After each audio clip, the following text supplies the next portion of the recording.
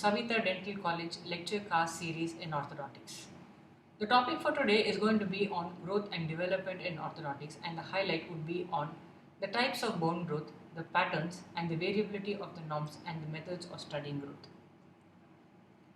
Biologically, growth and development are inseparable like Siamese twin. One without the other can never exist in a norm.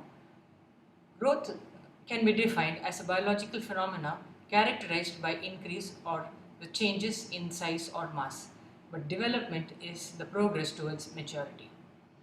Growth is anatomical and it can be quantified, whereas development is basically physiological phenomena and qualitative in nature.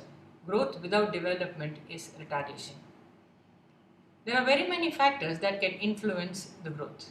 Hereditary factors or environmental factors such as racial variation, nutrition, illness, socioeconomic status, secular trends, climatic factors, psychological disturbances, and exercise. Growth of the human being occurs in two major periods, prenatal and the postnatal. The prenatal, between the time of fertilization till birth, and it goes on three phases as ovum, the embryo, and fetus over a period of 270 days. Beyond that, after birth till around 18 years is about active phase of growth. Now, how does the growth take place? Now here I am going to talk about the bone growth.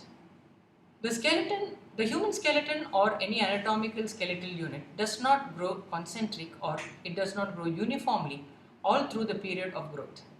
It is being governed by a genetic concept. So those areas which are governed by the gene come to be called as the growth center, and those others that reciprocate to an environmental factor as growth sites. All centers of growth are also sites, but the reverse is never true.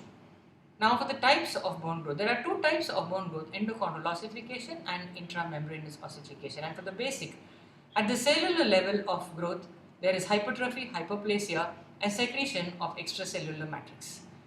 Endochondral bone growth is a process of converting a cartilaginous model into a ossified structure, for example as in the synchondrosis at the cranial base, and it is characterized by apposition and interstitial bone growth, wherein the chondrocytes enlarge, divide and produce a matrix. The cells gets encased in the matrix and the matrix continues to proliferate till such time, and subsequently they get calcified and the chondrocytes are encased in the lacunae.